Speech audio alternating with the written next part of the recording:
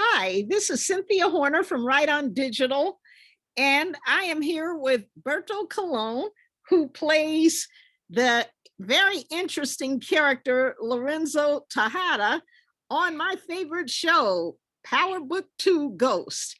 So, Berto, why don't you talk about how you first landed the role as Lorenzo, and then talk about the evolution of Lorenzo because I don't know if you saw the last episode, which came on Sunday, but Yes, it was a jaw dropper.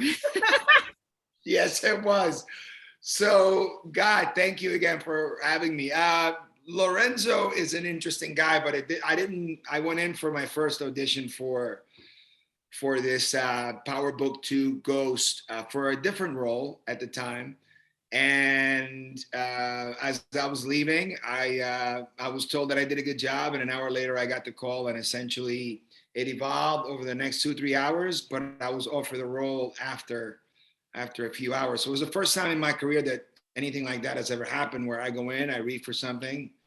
It's always about winning the room. I know that, but you want the job. So initially, I was told, no, go for one thing, but hey, this is what they want. This is what they want you for. So it was a huge win, and it was a huge honor to have someone kind of see a vision of a role that they might not have envisioned for me to begin with. So that's how it started. And in the first season, Lorenzo was a guest star role for 5 episodes, and his relationship. He's a pivotal character in this series. He starts out in jail, and his relationship is important because, I mean, he is the husband to one of the main stars of the show, right? I mean, the show is pretty much surrounded by, it's built around Tariq, the son of Ghost. But Monet, played by Mary J Blige, is an integral part of that. It's an ensemble piece. You know, I'm not saying that all roles are important, but for my situation, Monet is a very integral part of the show. She's the lead in the show, and that's how it started for me. I think I did a decent enough job in that first season to earn a series regular nod for season 2. And I'm so glad that we are actually speaking after episode 5, because I've sort of been muzzled for the last 5 episodes. The question always has been, and when is he going to come out? Even last year, even as I was obviously being established in the jail in the first season, people were always wondering when he was going to come out, and now he's out. So it is incredibly exciting. It's changed my life personally, obviously, and it's elevated my career, and I'm having the most fun I've ever had. I'm interacting with people that are extremely talented, working with Courtney and obviously 50, Mark Canton, all the directors, Bart and Shayna, and all the writers, Monica, and I mean, Gabriella, and every single person on this show. It's like, I just can't believe, sometimes I pinch myself, can't believe that I'm in this situation. But with that said, I'm having a lot of fun. It's very focused. It's go time, right? As they say. And I want to make sure that that I keep coming back, and that that the development of this role continues beyond season 2, which is still up in the air. I mean, season 3 has been approved, but we just don't know what's going to happen for next year, or we don't even know what's going to happen this year. That's true. Well, I want to find out. I can't wait to find out if you and Mecca face off.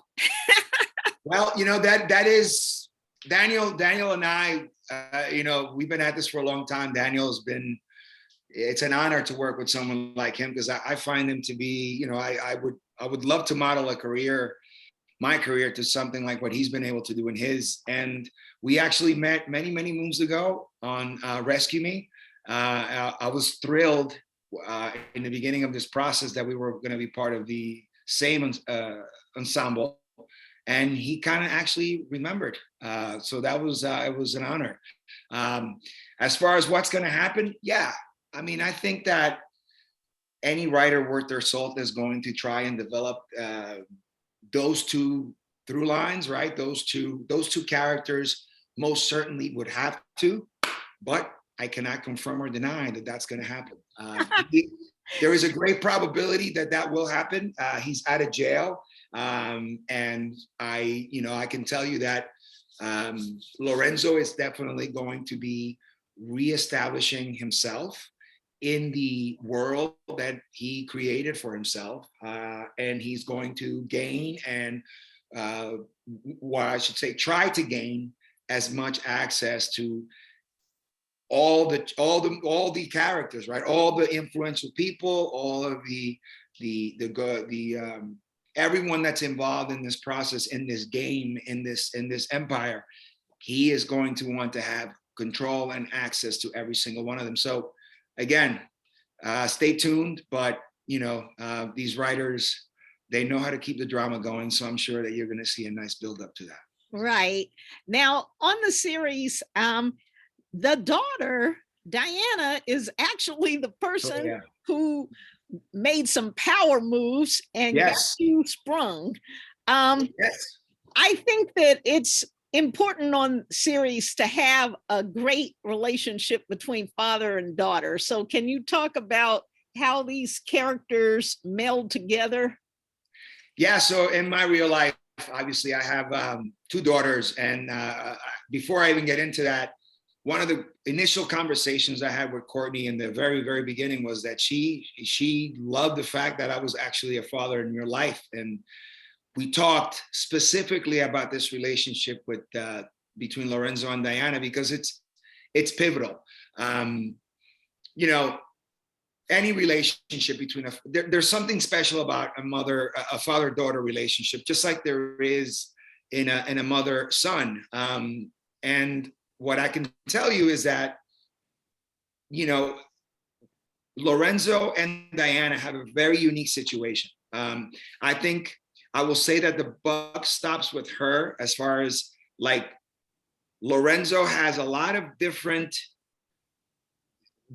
ways to handle people, but there is only one way that he wants to have. There's only one relationship that he wants to have with his daughter, Diana. There is no deviating from the fact that regardless of what happens, he's going to protect her. Regardless of what happens, he's going to make sure that she is not necessarily involved, or if she is involved, that she's not going to be in any direct danger. And she is, to him, the one character or the one person, to him personally, who, unlike the rest, could be indispensable. Lorenzo doesn't see Diana like that. I mean, and that is, it's not that Lorenzo doesn't love his other sons. It's not that he doesn't love his wife. There is just something about that father-daughter relationship that it's very unique. There's not a lot of there's almost no lines that you're not willing to cross in order to protect that relationship.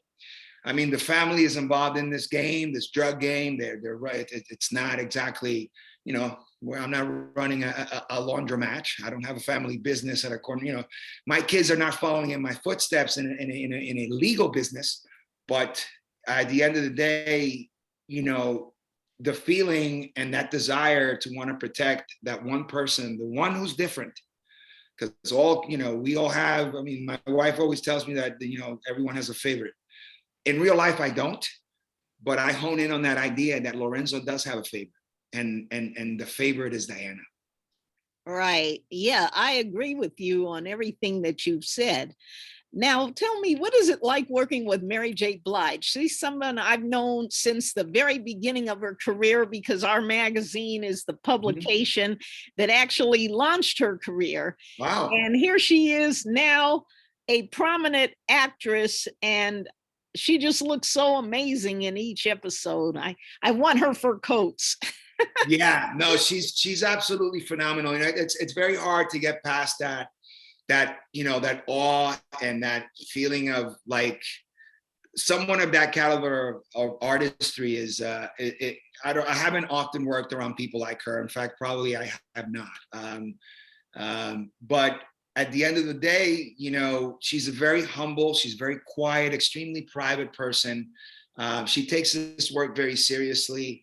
And, she's perfect for it. And when we're working together, she's present, she's very giving, and it's elevated my game, because I feel like I need to be present for someone like that and for myself. So it's a give and take. Again, the idea does not escape me of who I'm in front of all the time. I only can compartmentalize that for a little bit while I'm working with her, and I try to do the very best I can. She brings out the very best in and everyone in that room, I think, because of who she is. And she brings everything that you would expect from someone, again, of her caliber, of her artistry, to the set every day. And she's absolutely killing it. I mean, there is not a lot that Mary J can't do. Here we are again, new music, new show. Like it just, she continues to evolve, and she continues to stay in the, she's trending, and she will always be relevant, and she will always be someone that we're going to look up to. She's one of the greatest artists of our generation, no doubt. Right. I interviewed Method Man the other day, and Method Man and I have known another amazing individual. Yeah, we've known each other for many years because of our magazine, and he said, right, Mary J Blige is an institution at this point. Yeah, essentially an institute. That's a great word. Yeah, that's a great way to describe it. I mean, it's somebody who's gone through, what's this? It's a say we started in these early 80s, 90s, now in the 2020. I mean, that's a career that spans over almost 40 years. That's amazing. I mean, that how many people can say that, right? And Method Man to his own right. I mean, that guy's a lyrical master as well. So if Method can say something like that, then you know that it's there's no doubt about it. Right. Now, before we go, let's talk a little bit more about some of your current endeavors. Are you working on any other television shows at the moment? Well, right now I just got back from Los Angeles, because for the first time ever, I'm in a position where I can sort of create my own work, and I'm in the process of doing that. A couple of friends of mine, and we're in the development of a movie script and a show. But everyone's always saying things like that, so I don't want to talk about these projects until they're realized and they're done. Right now, it's all about Ghost. Right now, I'm just hoping that the end of the season finishes in a way that's favorable. Obviously, we already know that season 3 is going to start, right? And I'm keeping my fingers crossed that the writing gods will smile down on me and create another arc or another situation for season 3. We don't know yet. Everything is up in the air.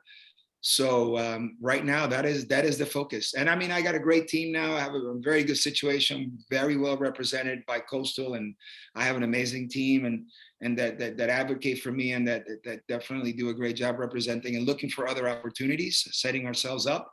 And I'm in a different place now, so I'm confident that the next evolution, that the next step is soon, will be coming soon. And I would love to be able to come back and talk to you about it when it's concrete and when it's solid.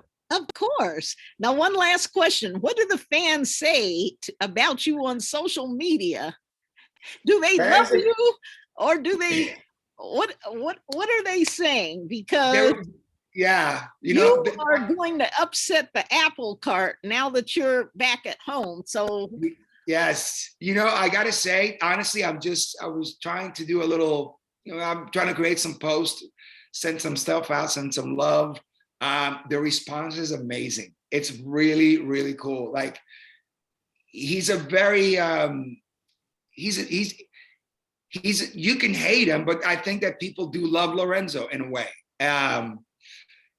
I think one of the questions, interestingly enough, this morning from somebody on social media was, well, what did you do? Right? Because I mean, it's sort of, that's a mystery right now. We don't know exactly what he did to get out, but he got out somehow.